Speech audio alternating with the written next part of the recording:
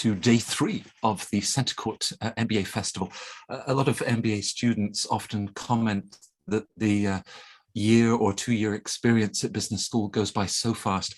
I feel the same thing at Centre Court. You know, we've spent the last 2 days talking to gatekeepers, students, career makers from Stanford, London Business School, from all over the world. Today is no different. And with my co-host from Poets and Quants, John Byrne, later through the day, we'll be talking to representatives from Yale, from Duke, from Rotterdam, Imperial. So another great international session.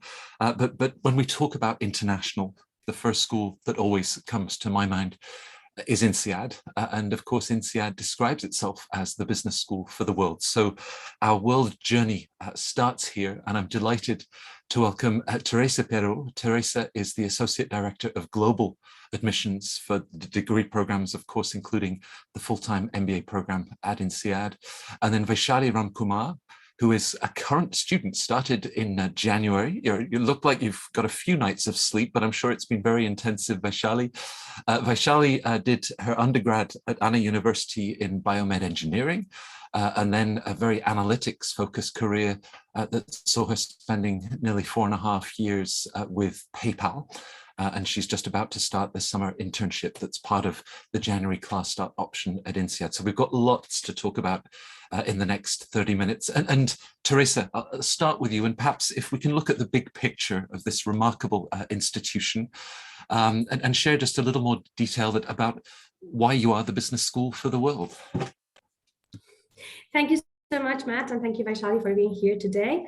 So when I think of INSEAD, it comes to mind what our founders wanted to create with this business school, which was reunifying Europe. INSEAD was founded just right after World War II, and it was about bringing people together and reunifying Europe and being sure that we were all together going to make business as a force for good.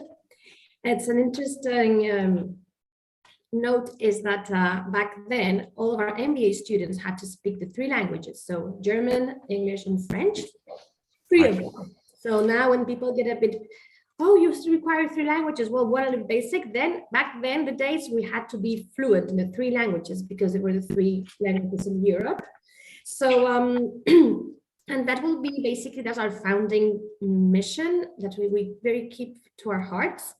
And also, I would like to say that we are one of the few business schools that we have 3 fully integrated campuses. So I'm sure Vaishali can agree that no matter which campus you are, you're always going to feel at home.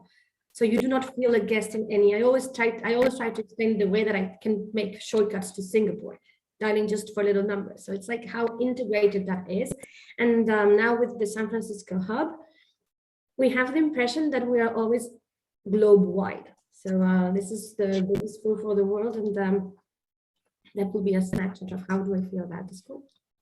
I guess reflected in the MBA program and the emphasis that you place on that global mindset. There are over 80 nationalities across the September and the January class starts, and the likes of McKinsey, financial services, big tech, they can't get enough of your graduates. What do you think that they see in the graduates, and maybe with that insistence on cultural understanding, even the original policy of 3 languages, why is that so important to the sort of experience that you're looking for students to gain at the school? So it's interesting that you asked me this question because we were having a meeting the other day with the Career Development Center, and they were saying that nowadays business are looking for people that can do time management, that can prioritize, and that they can get along. So this is like, they want to know that no matter where they will drop you in the globe, you will not only perform, but you will excel. And you will be comfortable, and you will be part of it, and you will engage, and you will adapt. And that's how we are, and I'm sure that Vaishali can support me on this thing. Like, when you get to INSEAD, it's all about group work. We always tend to say, and as you mentioned before, like, there's no minority at INSEAD. It's like a mini UN. And we want to be sure that you not only are comfortable with different nationalities, but that you embrace it and that you want to learn from it and that you find the beauty in that diversity. I always tell candidates and students that we spend so much time and effort in building those group works. INSEAD is a lot about case studies and group works. If you If you come to campus, you will see those cubicle villages that we call them, how all students have to get together, and you need to put your ducks in a row with people coming from different backgrounds, and not only, of course, mainly nationalities, but also there's another diversity, like from different backgrounds, from different point of views. And we always say that at INSEAD, you do not succeed alone. So that's what we believe. We're giving that talent to our students to be ready to go out there. And when I mean like time management, for example, our program is a 1-year program, and that's why we're super well known. And you have to be sure that you're going to be comfortable at that pace. Like everything goes so quickly. I'm sure that every MBA experience flies, because every good experience flies. Even life flies, right? But in our MBA, it's even flies faster. It's like a Concorde because it's like a very short program and everything is compacted. And we need to be sure that you're going to make all of that in those 9 or 10 months. I'm sure that everything that Teresa is describing, the intensity of the experience, these multicultural groups that you're working in, and this big tribe across 3 campuses. So Vaishali, I suppose I'd love to hear about the impressions of the first 6 months, but sort of take us back. There you are enjoying a very successful career as a manager of consumer analytics with PayPal. Had you had the idea of business school in the back of your mind? What sort of moved you to those first steps, and obviously the choice of INSEAD? Sure. First of all, thank you so much, Matt, for having me here. I'll talk a little bit about why I wanted an MBA. A couple of reasons for that. The first one was that as I had more work experience under my belt, I felt that there was a necessity for me to learn more business skills because I had a background in engineering and didn't have a background in business before. As I was growing up the ladder, I felt that there was a necessity, both in terms of the hard skills like finance and accounting and economics, and also in terms of the soft skills, which is mostly people management, organizational politics, and I felt like I had to learn both, and MBA was a natural progression in terms of achieving those skills and kind of learning that in a very multicultural environment. The second reason was that I wanted to potentially switch careers as well, because my focus had been only in the fintech industry and only in analytics before. I didn't know what else was out there in terms of work experience. And I wanted an opportunity to be able to explore and see what else was out there. And I felt like MBA was the best platform to be able to explore. So that was the second reason. And I'm kind of doing that right now with respect to my internship. I am experimenting with a new industry. So I think that that's going to be exciting. And the third part is on a very personal level. I wanted to make new friends. I wanted to meet new people. And there was no better place than INSEAD to do that. And it's kind of led me to kind of do an MBA. With the intensity that Teresa was describing, I think around nearly half of the class are able to do a triple jump. They might change geography, they might change sector, they might change in function, which obviously was something that you were very intent on exploring, and how you'll use the upcoming internship. So even though you're packing in so much, you feel that there is that time to step back and really think about the next steps of your career? Absolutely. And I think that's what Teresa briefly touched upon. This is exactly what the MBA program forces you to do. It is a very intense, fast-paced program. It's just 10 months with a 2-month internship. And what this forces you to do is forces you to make priorities, forces you to take decisions with the limited time available. There are so many things to do every single day, every single hour, to be honest, and we are forced to prioritize.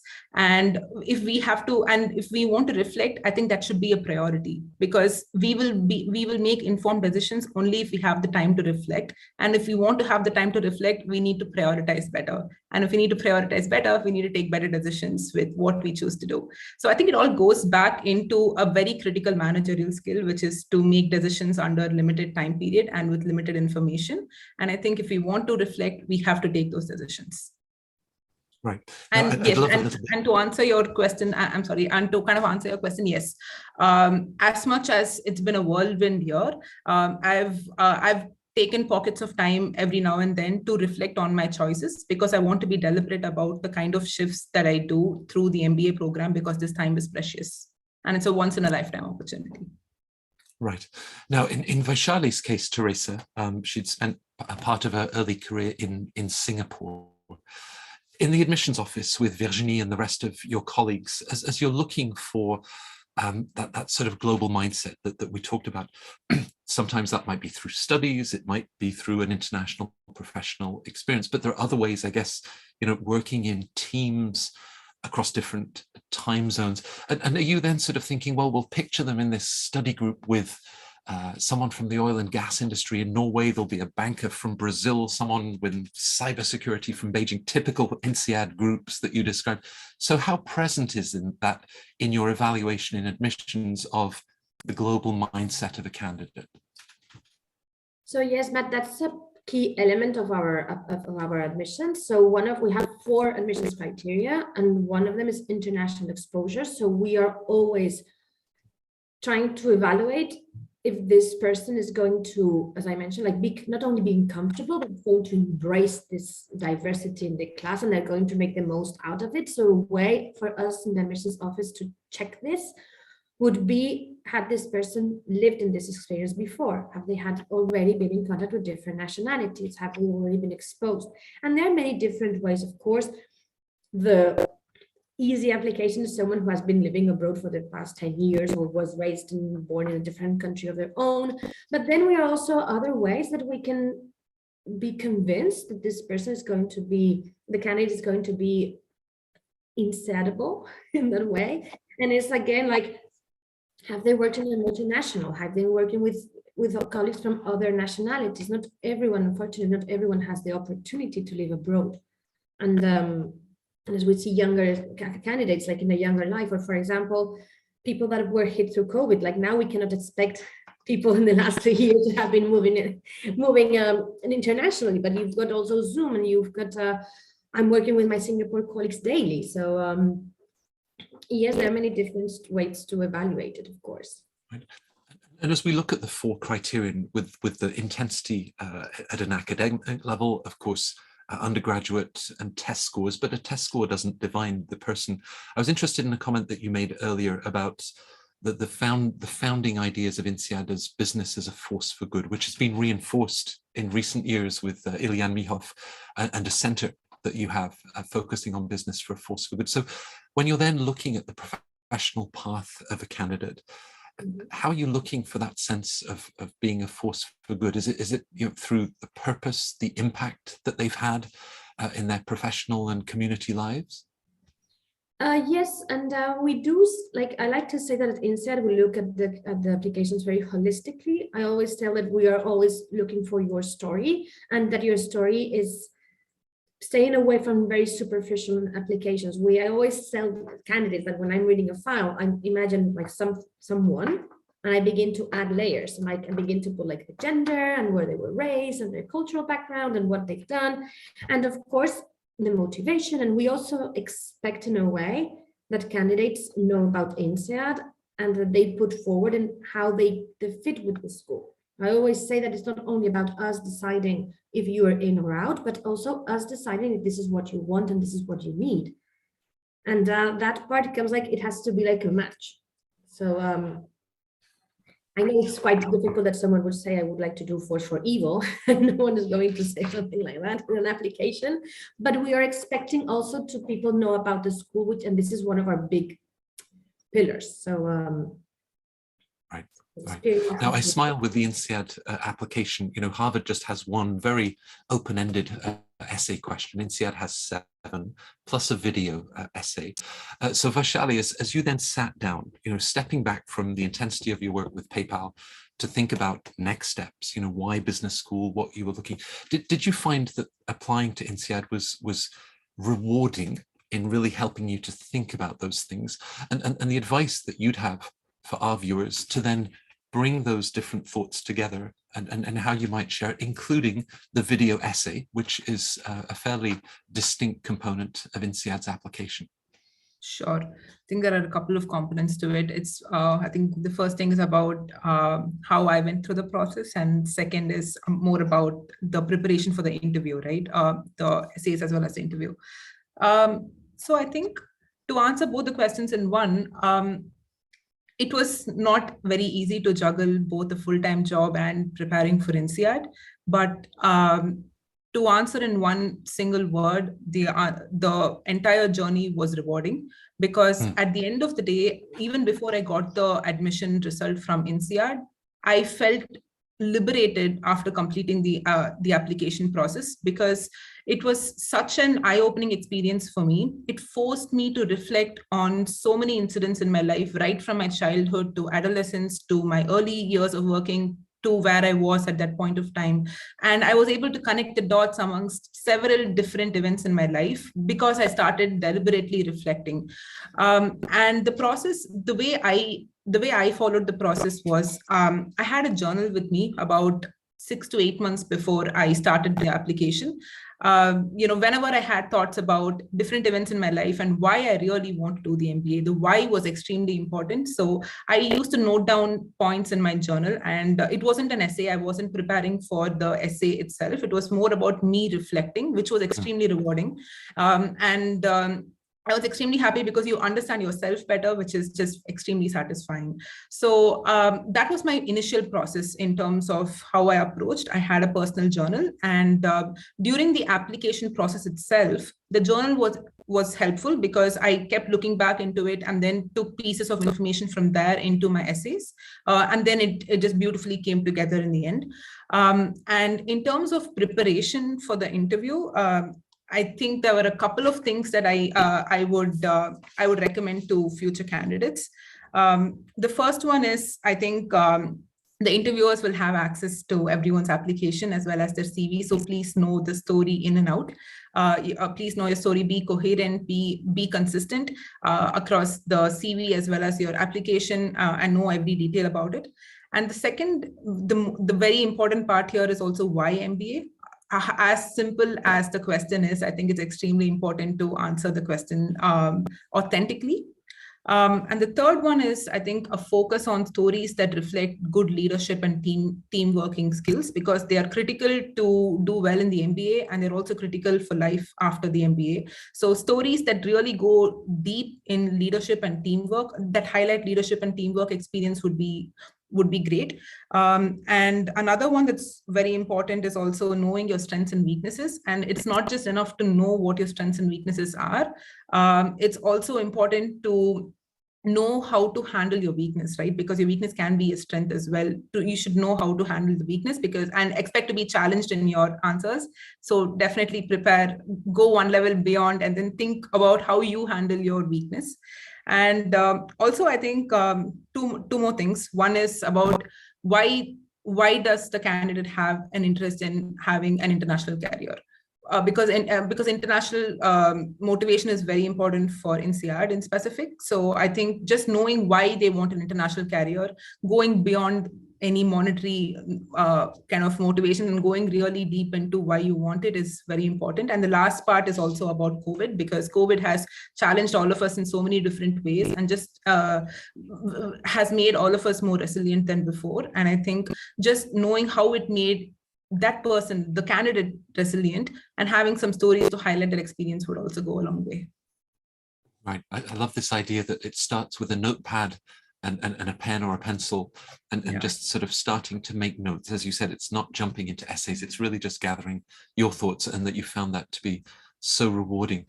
Teresa, with your colleagues, I mean, you're great detectives. You bring together 1,020 voices twice a year, spread across the two class starts. I would like to just pick out the video essay, which is very distinct and gives you a chance to see the individual beyond everything that you've read in their resumes, letters of recommendation. How does it help you in admissions, and what are you trying to identify in a very short recording? You're not trying to catch people out, but just get a sense of the individual. Yes, we do get a lot of information from that video. So the most obvious and the most easy is like the English level. So we also get to see, even though we've got TOEFL, like how you express yourself in the English language. So that would be like a more objective kind of input. But it's also, how do you express yourself, communication skills, how you present yourself, because sometimes they're like, and I understand also you're nervous, right? But it's also how natural it can be. how structured you are in your video. How do you present yourself? So we do get a lot like in soft skills. And we have amazing anecdotes. Like we had once a candidate who was a breakdancer, professional breakdancer, and he literally went to the floor and danced for us. Fantastic. Sorry. And that was amazing. And another time we had someone who had like a cat. That has happened to all of us, and having this natural reaction, like he just did like that and we couldn't even see anything happening. And it's amazing. And as I was mentioning, like, we are super detectives, but we also are very human. So I like to say that our admissions process is very human. So when I say that I work in admissions, people tend to go like in the super detective, as you mentioned, like, oh, so you've got a software that will identify X words. So I was like, no, it's 2 eyes. People are just reading it. And this kind of the video, like, it's like the wrap, like the gift wrapping of the person. Like now we get to see the person and how they interact. And if I would have to give an advice, like, be yourself. Do not try to over rehearse. Questions are not so difficult, and they are very far away from hard skills. So we're never going to ask you to like tell us the multiplication with of number 8. It's something very soft skill. So be yourself and do not try to write everything down to try to memorize, because you do not have the time. Vaishali, you were talking about how important it is to sort of prioritize. There are more things to fill the days. Talk about that balance. I believe that there is an unofficial t-shirt, not the one in the gift store in Fontainebleau next to the books of Blue Ocean Strategy and other expert faculty ideas. But it explains what INSEAD really stands for. And it begins with, I never sleep. And I'll let our viewers find out what the rest of it means. But you work hard and you play hard. Now, clubs, treks, National Week, how do you think that they are then contributing both to the enjoyment, but to the experience and your own learning and personal development? Yeah, absolutely. I think first I'll talk a little bit about how the clubs and the student culture weaves into the daily life, and second is how I've been contributing to as part of that. There are several clubs here at INSEAD, right from entrepreneurship to VC to consulting to fintech, a lot of different clubs here. And I think there are 2 components to each club, right? One is just building a student community, bringing more people who have the same mindset, who want to work in the industry, to just bring those people together. And I think that by itself is fantastic, because it works as a future network for you. The second part about it is really the education, because for example, I don't know much about the energy industry, but I've been tuning into some of the panel discussions over the last couple of days to learn more about the energy industry. So it educates more people, and it just brings about awareness. So I think these are the 2 main components of club experience. And there are several treks organized as well, because I recently went to a trip to Vietnam to visit a few tech companies, because I was interested in that space and in emerging markets. So there are a lot of treks organized as part of these clubs as well. And we do, again, it goes back into prioritization. If we want to do it, we'll have to make sure that we do other things before and plan the time and then go ahead and do these treks. So that's the first component. And the second component is about my involvement. I am the co-president of the Blockchain and FinTech Club here at INSEAD. The reason why I'm a part of this club is my interest in the field in fintech and my past experience at PayPal, which informed my decision to join this team. Well, I hope that you weren't going to pay for your tuition with Luna cryptocurrency, but that's another story for another day. Just perhaps a quick question about, among all of the national weeks, who has the best food? But more seriously, as you think about, even in the first 6 months, a highlight for you just of the experience, and also perhaps something unexpected that you've discovered, whether about yourself or part of the INSEAD experience, that wasn't in the brochures but proved to be a revelation for you. Sure, I'll have to think a little bit about that, but I think in terms of the highlights of my Okay, I think there are a couple of questions. First one is the food. I'm a vegetarian, so I haven't really experienced a lot of the food choices here, but I personally loved high tea when there was British Week earlier. So that was amazing. And in terms of highlight of my experience, I would I think there are three different highlights. The first one is definitely the learning experience. Having come from a non-business background, for me, all the subjects were new: finance, accounting, economics, everything was new to me. The course is very fast-paced, but I developed a solid foundation, which is what I wanted to. I developed a solid foundation in all of these subjects, and the quality of the professors as well as the quality of the classroom discussions are brilliant. So I think I learned a lot from that. And even though I might not be an expert in any of these subjects, I think I know enough to ask the right questions when I go into the real world, which is my key takeaway in terms of the learning experience. The second highlight would be the network that I've built here. I've made such amazing friends over here, and I'm confident that I can reach out to any of them in the next couple of years, and they'll be there to help me out in case I do need that help. And that's definitely been a personal highlight for me in terms of expanding my network. And this not just restricts to the current students, it also goes to the alumni. I've reached out to so many different alumni, both during the application process to INSEAD as well as after I've joined here, and they've all been extremely resourceful and helpful, and I'm just so proud to be part of this community. And the third one is, I think I touched upon this a little earlier, which is the decision-making skill, because we are forced to make trade-offs every single day. You know, do I go to Singapore or do I stay in Fontainebleau? Do I sleep 1 extra hour or do I just go out and party? There are so many small trade-offs that we have to make every single day. And I think it's made me a better decision maker in the process. I've made some mistakes, but I've learned from those mistakes, and it's a great kind of testing ground here.